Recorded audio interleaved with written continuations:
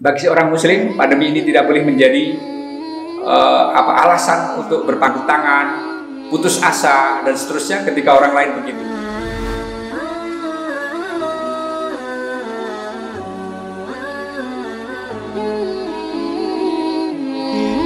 Salam inspirasi, raih berkah ilahi. Pemirsa yang berbahagia, kali ini saya ingin berbagi sedikit cerita, barangkali bisa menginspirasi. Di masa-masa pandemi seperti ini, banyak arahan, banyak webinar, banyak seminar, buku-buku ditulis bagaimana mengatasi kendala, kesulitan di masa-masa pandemi. Salah satu problem yang dihadapi oleh bangsa kita adalah problem pangan. Di seluruh dunia, semuanya adalah mengalami problem seperti ini. Mereka butuh daya dukung pangan, daya dukung yang bisa menjadikan setiap warga negaranya bisa survive, bisa hidup, bisa menjalani semua proses kehidupan secara normal. Pemirsa yang budiman, tetapi apa daya, banyak negara-negara yang tidak punya lahan, tidak punya daya dukung alam yang cukup sehingga mereka tidak cukup mampu untuk bertahan, sehingga banyak yang kolap dan sebagainya. Alhamdulillahirabbil alamin, kita sebagai warga muslim yang memiliki tanah yang subur, negeri yang subur, walaupun masih banyak yang salah kelola barangkali, sehingga dari sekian banyak warga masih saja ada yang tidak memiliki lahan bahkan sepetak pun. Mereka harus mengontrak ke sana kemari, sehingga untuk bertahan sekedar hidup saja itu sulitnya minta ampun. Pemirsa yang budiman, saya salah seorang yang suka melakukan perjalanan, melakukan adventuring ya, juga biking, bersepeda atau jalan kaki. Saya saksikan di daerah sekitar kita ini banyak lahan yang kosong, tetapi juga ada di sekeliling kita, tetangga kiri kanan yang rumahnya sudah sepeta kecil, ukuran ya kira-kira 3x3 atau 3x4, beberapa lantai, diisi sekian banyak orang, dan begitulah kehidupannya sekarang di masa pandemi ini menjadi sangat sulit. Para pemirsa yang dirahmati oleh Allah, kita punya banyak pelajaran di masa lalu, di mana di zaman para sahabat Nabi, zaman para khalifah terdahulu, problem seperti ini juga pernah dialami, di mana warga negara tidak cukup lahan, tidak cukup daya dukung alam untuk menyediakan sumber nutrisi ataupun tempat untuk tinggal. Menurut standar SNI nomor 1733 tahun 2004 itu ditetapkan setiap orang itu mestinya memiliki lahan seluas sekitar 9 meter persegi. Jadi kalau satu keluarga isinya 4 orang, ya kira-kira rumah tipe 36 begitu ya. Kalau di Jerman itu kira-kira 7,5 meter persegi per orang, lebih kecil, entah kenapa standarnya begitu. Tetapi bukan berarti kalau standar ditetapkan lantas warganya memiliki sebidang tanah minimal seluas seperti itu. Itu baru untuk tempat tinggal, karena luas minimal itu untuk menyediakan ruang udara, ruang beraktivitas yang nyaman untuk setiap orang. Belum lagi kalau lahan untuk menyediakan bahan pangan, tentu itu akan lebih luas. Entah ada yang sudah pernah menghitung atau belum, tentu ada perbedaan. Tanah yang subur dan yang tidak subur, luas per warga negaranya tentu akan berbeda. Para pemirsa yang dirahmati oleh Allah, apa inspirasi atau pelajaran di masa lalu bagi kita sebagai kaum muslimin? Dalam sebuah hadis dinyatakan, man ahata haiton alal ardi fahuwa lahu. Barang siapa yang menghidupkan, barang siapa yang memagari sebidang tanah, maka itu jadi milik dia.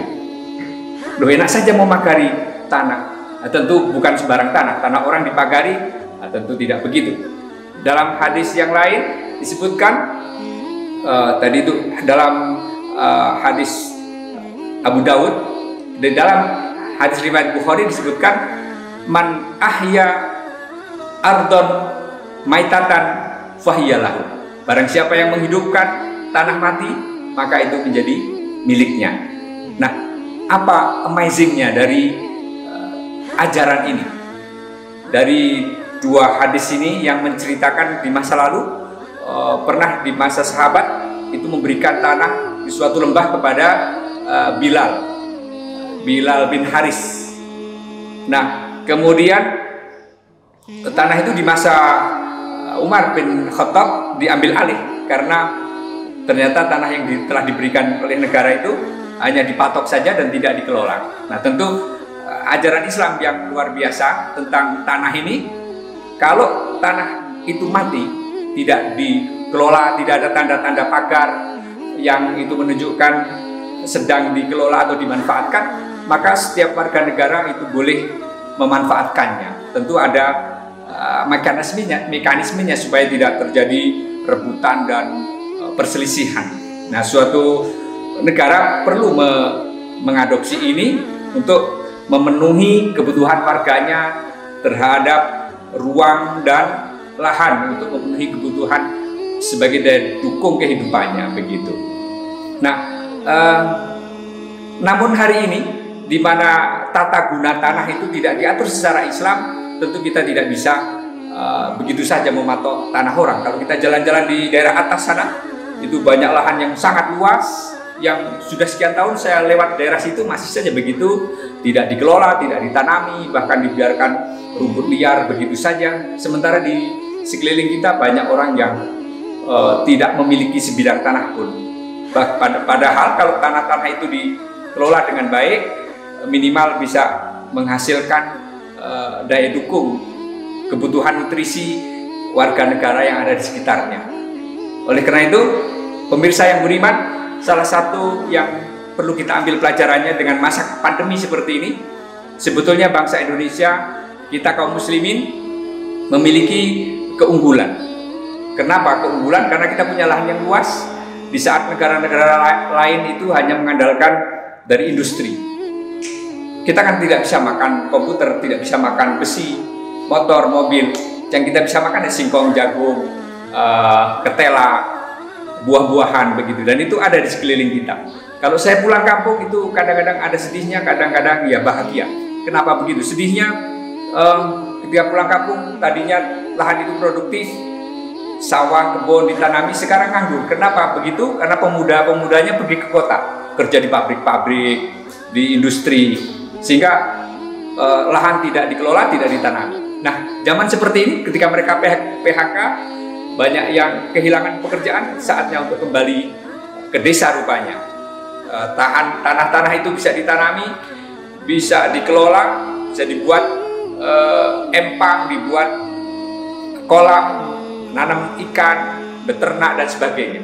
Ini sangat prospektif dan potensial buat kita sebagai kaum muslimin, apalagi kalau didukung dengan kebijakan negara yang membolehkan setiap orang atau tanah-tanah yang mati itu dikelola, di database-nya dibikin.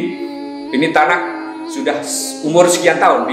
Dalam ajaran Islam, kalau tanah itu sudah lebih dari 3 tahun, itu boleh diambil oleh negara dan dibagikan kepada warga-warga yang membutuhkan.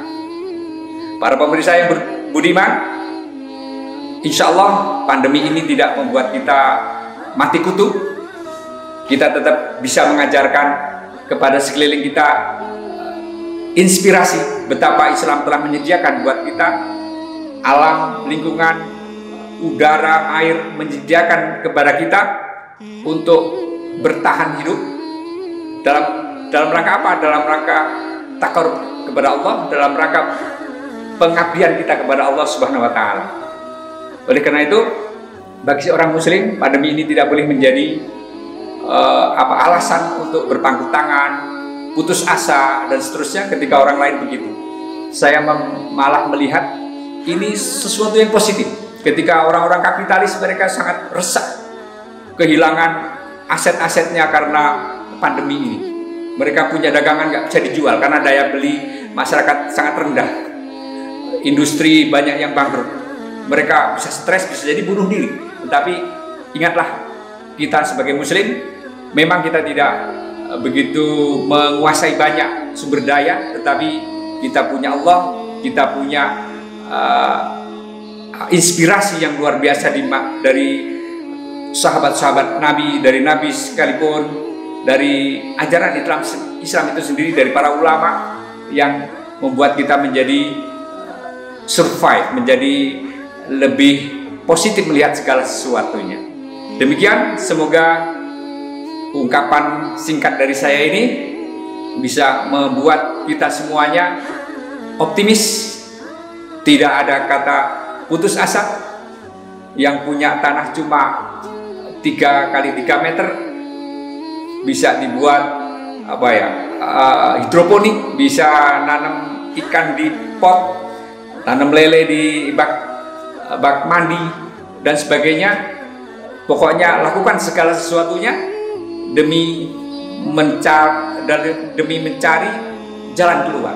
Pasti setiap kesulitan ada jalan keluarnya. Wa may yatawakkal 'ala Allah yaj'al lahu makhraja. Demikian, salam inspirasi, raih berkah ilahi.